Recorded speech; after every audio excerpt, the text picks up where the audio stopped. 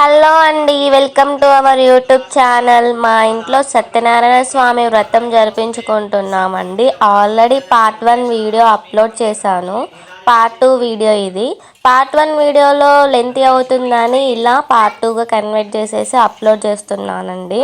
Part 1 video అయితే already upload చేశాను. ఎవరైనా చూడకుంటే అయితే ముందుగా వెళ్ళి చూసేయండి. ఇలా మా ఇంట్లో అయితే సత్యనారాయణ స్వామి వ్రతం అయితే స్టార్ట్ అయిపోయింది. ఫస్ట్ పాలతో అభిషేకం చేసాము దేవుడికి. నెక్స్ట్ నీళ్ళతో అభిషేకం చేసేసి పసుపు కుంకుమల అభిషేకం అయితే ప్రారంభించేసాము. ఆల్రెడీ పూల అభిషేకం అయితే అవుతున్నది. ఈ సత్యనారాయణ స్వామి వ్రతం అనేది ఎందుకు జరిపించుకోవాలి, దీనిలో స్పెషాలిటీ ఏంటంటే ఈ వ్రతం అనేది ఎప్పుడైనా జరిపించుకోవచ్చండి. అంటే మనకున్న ధనం బట్టి, మనకున్న లాభాలను బట్టి అలా జరిపించుకుంటారు.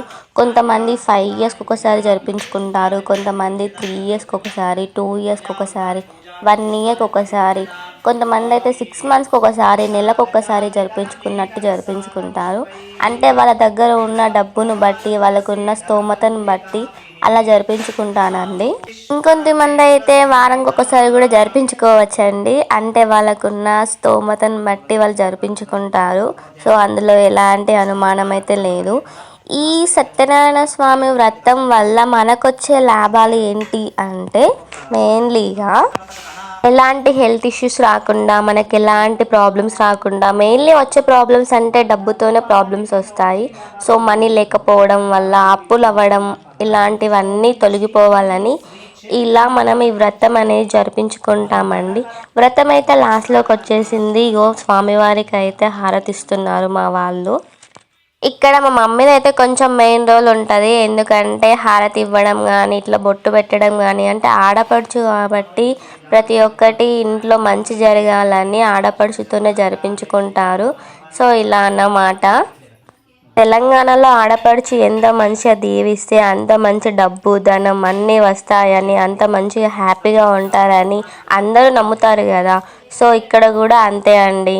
మమ్మీతో హారతి ఇప్పించుకొని, బొట్టు పెట్టించుకొని, ఆడపడుచు కట్నం పెట్టించుకొని, అంటే మీన్స్ మంగళహారతి కట్నం అన్నట్టు. అంటే హారతి ఇచ్చినప్పుడు కట్నం పెట్టాలి కదా, అలా అన్నమాట.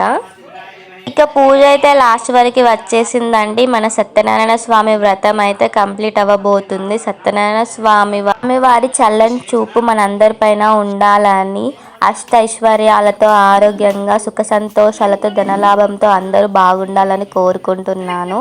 ఇక ఇతను మా నాన్నగారండి. పూజ అయితే లాస్ట్ వరకు వచ్చేసింది కాబట్టి ఇక కొబ్బరికాయలతో ముగిస్తామని స్టార్ట్ చేశారు. మా నాన్న కొట్టేశాడు. ఇక మా మమ్మీ అండి, మా మమ్మీ కూడా కొట్టేస్తుంది కొబ్బరికాయ. కొబ్బరికాయలు అనేటివి చాలా పాతాయండి. చాలా టైమ్స్ ట్రై చేసి లాస్ట్కి అయితే పగలగొట్టేసింది. ఇక తిను మా చెల్లి అండి. మా చెల్లి అయితే 1 దెబ్బకి పగలగొట్టేసింది కొబ్బరికాయ. చూడండి అయిపోయింది. నెక్స్ట్ మనమే ఎంట్రీ ఇస్తాం చూడండి. మా అమ్మమ్మ ఇక పక్కనే ఉండి కొబ్బరికాయ కొడతానని కొట్టనివ్వకుండా అటు కొట్టు ఇటు కొట్టు, అందులో పోయి ఇందులో పోయి వాటర్ అని నన్ను డిస్టర్బ్ చేస్తూనే ఉంది. వీడియో అయితే సరిగ్గా తీసుకొని ఇవ్వలేదు. ఇక ఇలా అయితే మాది కంప్లీట్ అయిపోయిందండి వ్రతం అయితే. ఇక తర్వాత నైవేద్యంతో స్టార్ట్ చేస్తాం వచ్చిన వాళ్ళందరికీ. స్వామివారి వ్రతం అయితే కంప్లీట్గా పీస్ఫుల్గా అయిపోయిందండి. ఇక లాస్ట్ కార్యక్రమం అయితే స్టార్ట్ అయిపోయింది. ఆడబిడ్డకి అయితే ఓడిబియ్యం పోయాలి కదా. ఓడిబియ్యం అనేది తెలంగాణలో సాంప్రదాయం అండి. ఆడబిడ్డకి ఓడిబియ్యం పోయడం అనేది ప్రతి ఒక్క ఇంట్లో ఉంటుంది. ఆడపడుచు కట్నం అని ఇట్లా ఓడిబియ్యం పోయడం అనేది, అంటే ఇలా ఓడిబియ్యం పోయడం వల్ల ఇంట్లో మంచి జరగాలని, ఆడబిడ్డ దీవెనలు అనేటివి చాలా మంచివి అని, చాలా గొప్పగా ఎదుగుతారని ఇట్లా ఆడబిడ్డకైతే ఓడిబియ్యం అయితే పోస్తారు. మన తెలంగాణలో సాంప్రదాయం అండి ఇదైతే. ఇంటి ఆడబిడ్డ దీవిస్తే చాలా మంచిదని ఇలా 5 ముత్తైదులతో ఓడిబియ్యం అయితే పోపిస్తారన్నమాట. ఇలా వ్రతం అయితే ఓడిబియ్యంతో మేమైతే ముగిస్తున్నామండి. వాయిస్లో కొద్దిగా డిస్టర్బెన్స్ ఉందండి, అంటే నాకు కొద్దిగా కోల్డ్ అయింది. సో అందుకే అలా అన్నమాట. నా వీడియో మీకు నచ్చినట్టయితే నా ఛానల్ని సబ్స్క్రైబ్ చేసి మంచి సపోర్ట్ ఇవ్వండి. అలాగే లైక్ చేయడం మాత్రం మర్చిపోకండి. ఇంతవరకు నన్ను సపోర్ట్ చేసిన వాళ్ళందరికీ వ్రతం వల్ల మంచి జరగాలని, అష్టైశ్వర్యాలతో, ఆరోగ్యంగా, సుఖ సంతోషాలతో, ధనలాభంతో అందరూ బాగుండాలని మనస్ఫూర్తిగా కోరుకుంటున్నానండి.